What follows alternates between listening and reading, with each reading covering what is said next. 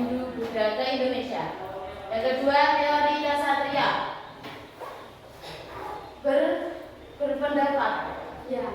berpendapat bahwa golongan prajurit atau bangsawan India yang kalah perang di India kemudian melarikan diri ke Nusantara dan mendirikan kerajaan-kerajaan baru yang bercorak Hindu-Buddha.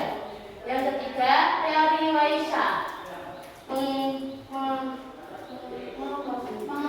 mengemukakan bahwa para pedagang atau golongan Vaishya dari India adalah kelompok yang paling berperan dalam proses masuknya Hindu-Buddha.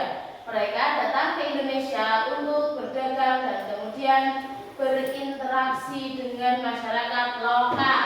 Ya, jadi teori Brahmana itu para Brahmana atau pemuka agama yang diundang oleh raja-raja lokal untuk mengajarkan agama dan sistem sosial Hindu-Buddha. Untuk teori Ksatria, penyebaran yang dilakukan oleh para bangsawan atau prajurit India yang melarikan diri dari konflik di tanah air mereka dan mendirikan kerajaan di Nusantara. Next. Selanjutnya teori Sudra,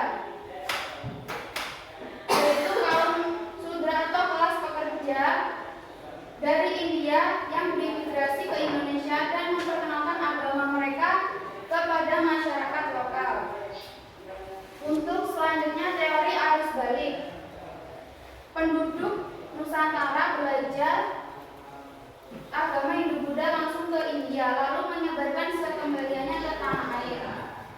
Dari adanya pengaruh dari kehidupan India di berbagai wilayah Nusantara berdirilah berbagai kerajaan yang bercorak agama Hindu dan Buddha. Antara abad ke-4 hingga abad ke-16 yang abad ke-16.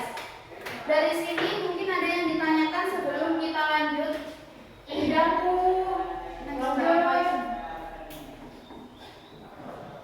Banyak tabu. Iya, sabar ya. Capek kelas. Semangat dong. Semangat Bu. Ini adalah contoh beberapa kerajaan-kerajaan. Yang pertama kerajaan Kutai. Untuk yang kedua kerajaan Tarukanagara. Untuk kerajaan Kutai bisa dibacakan dari Ken? Yang pertama kerajaan Kutai Martapura berdiri pada abad ke-4 Masehi. Kerajaan ini terletak di daerah Marakaman di tepi Sungai Mahakam, Kalimantan Timur.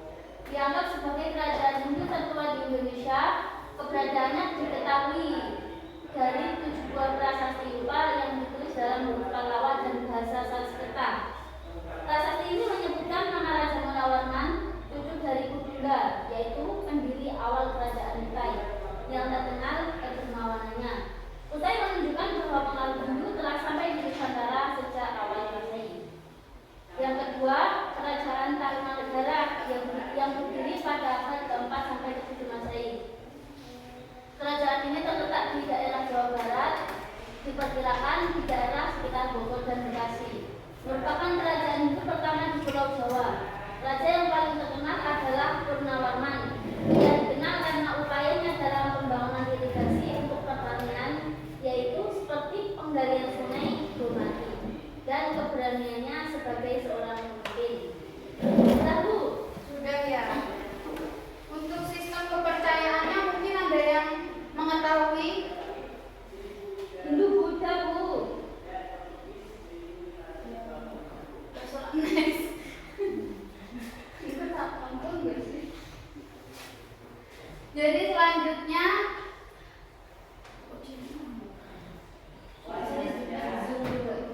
Saya bacakan ya. ya Yang ketiga yaitu kerajaan Kalingga. Kerajaan ini berdiri pada abad ke-6 sampai ke-7 Masehi. Terletak di pantai utara Jawa Tengah. Kerajaan ini diperkirakan berdiri di sekitar Jepara atau daerah Pekalongan. Kerajaan ini bercorak Hindu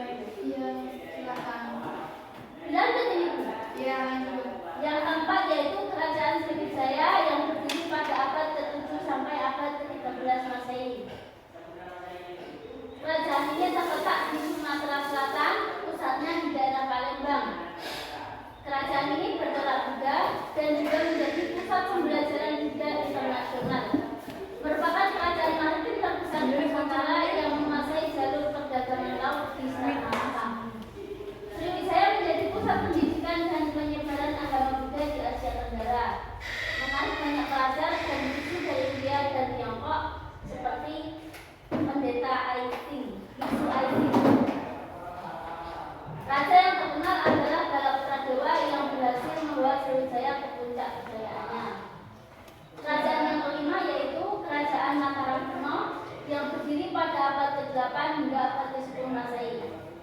Kerajaan ini awal mula berpusat di Jawa Tengah, kemudian berpindah ke Jawa Timur.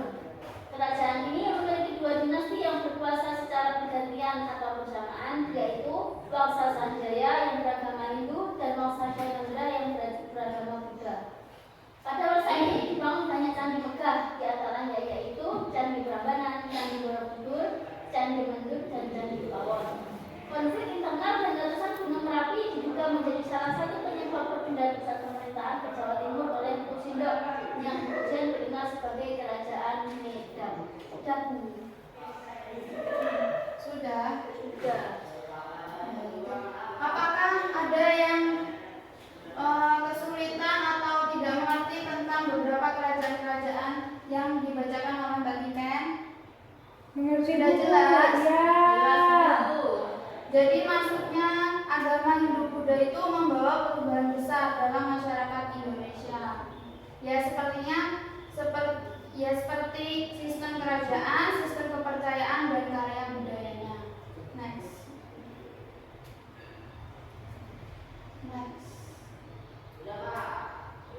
Jadi mau minta tugas dikerjakan di kelas atau PR? PR, Bu. Di kelas saja. Ya Bu, PR. Ya, PR-nya ditulis ya. Ya. Mencari teori-teori menurut sejarawan tentang masuknya agama Hindu-Buddha ya, beserta contohnya. Berapa contohnya Bu? Terserah, minimal 3 ya. Dikumpulkan kapan, Bu? Pertemuan selanjutnya ya. Itu persyaratan bisa kalian mengikuti ujian. Ya. Nggak kebayaran Bu yang persyaratannya. Oh tidak. Ya Bu, terima kasih Bu. Ya.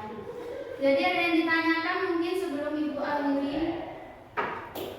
Belum, Belum Bu. Kayaknya belum ada Bu.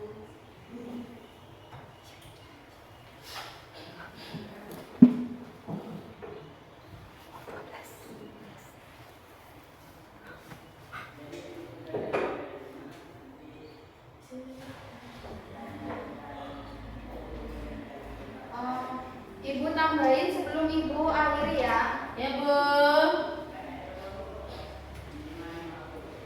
Jadi agama Hindu dan Buddha itu masuk ke Indonesia sekitar awal Masehi melalui jalur perdagangan laut. Posisi strategis Indonesia dalam jalur pelayaran antara India dan Tiongkok yang menjadikannya tempat persinggahan penting bagi para pedagang. Interaksi ini memungkinkan penyebaran agama dan budaya India ke masyarakat lokal.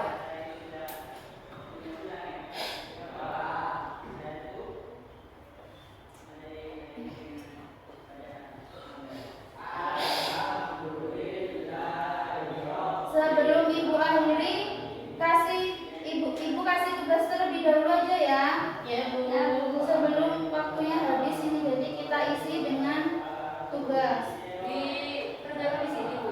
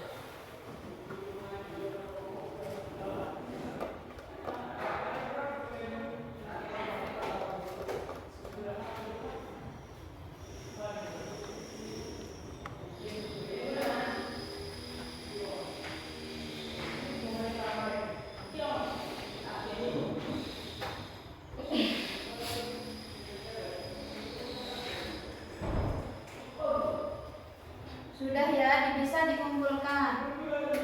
Bentar, Bu.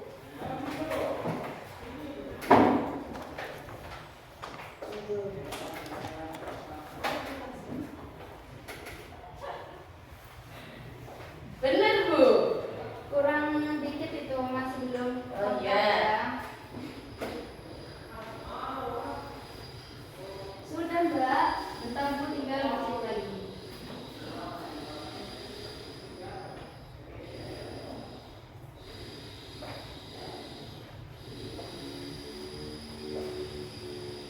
Baik, sudah ya, waktunya karena sudah habis.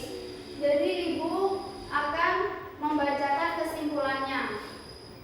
Kerajaan-kerajaan yang pernah berdiri di Nusantara ini bukan hanya pusat kekuasaan politik, tetapi juga pusat pengembangan seni, sastra, arsitektur, dan kehidupan keagamaan yang menjadi dasar bagi perkembangan kebudayaan Indonesia selanjutnya. Peninggalan-peninggalan mereka hingga kini masih dapat disaksikan dan menjadi bukti kemajuan peradaban masa lampau di Nusantara. Mungkin waktunya sudah habis. Terima kasih atas perhatiannya. Mohon maaf jika ada kesalahan. Ibu